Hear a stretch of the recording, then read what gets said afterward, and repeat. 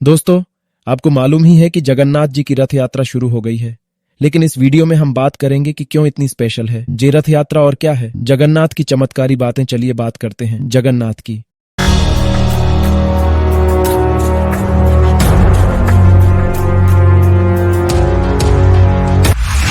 क्यों होती है भगवान जगन्नाथ की रथ यात्रा, क्या है खासियत। पुराणों में जगन्नाथपुरी को धरती का बैकुंठ कहा गया है। ब्रह्म और स्कंद पुराण के अनुसार पुरी में भगवान विष्णु ने पुरुषोत्तम नीलमाधव के रूप में अवतार लिया था। वह यहाँ सब्र जनजाति के परम पूज्य देवता बन गए। आषाढ़ महीने की द्वितीय तिथि को भगवान जगन्नाथ की रथ यात्रा का उत्सव मनाया जाता है। भगवान जगन्नाथ की 144वीं रथ यात्रा शुरू हो गई है। अहमदाबाद में रथ यात्रा का शुभारंभ भगवान जगन्नाथ के मुख्य मंदिर से शुरू हुआ है, जिसके बाद ये रथ यात्रा सरसपुर के रणछोड़दास मंदिर तक जाएगी। इसके अलावा ओडिशा के पुरी में भी भगवान जगन्नाथ की रथ यात्रा शुरू हो चुकी है। इस यात्रा में भगवान जगन्नाथ को साल में एक बार उनके गर्भगृह से निकालकर यात्रा कराई जाती है। भगवान जगन्नाथ के साथ भगवान कृष्ण, उनके भाई बलराम और बहन सुभद्रा को भी रथ में बैठाकर यात्रा कराई जाती है। ये उत्सव पूरे 9 दिनों तक मनाया जाता है। यात्रा के पीछे यह मान्यता है कि भगवान अपने गर्भगृह से निकलकर प्रजा के सुख दुख को खुद देखते हैं। ओडिशा की पुरी जगन्नाथ यात्रा का महत्व। ओडिशा के पुरी की रथ यात्रा सबसे ज्यादा प्रसिद्ध है। पुराणों में जगन्नाथपुरी को धरती का बैकुंठ कहा गया है। ब्रह्म और स्कंद पुराण के अनुसार पुरी में भगवान विष्णु ने पुरुषोत्तम नीलमाधव के रूप में अवतार लिया था। वह यहाँ सब्र जनजाति के परम पूज्य देवता बन गए। ये है भगवान जगन्नाथ और उनकी रथ यात्रा का रहस्य। भगवान जगन्नाथ की रथ यात्रा के लिए बलराम, श्री कृष्ण और देवी सुभद्रा के लिए 3 अलग अलग रथ निर्मित किए जाते हैं। रथ यात्रा में सबसे आगे बलराम जी का रथ, उसके बाद बीच में देवी सुभद्रा का रथ और सबसे पीछे भगवान जगन्नाथ श्री कृष्ण का रथ होता है। इसे उनके रंग और ऊंचाई से पहचाना जाता है।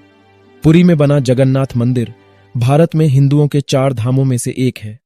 यह धाम तकरीबन 800 सालों से भी ज्यादा पुराना माना जाता है।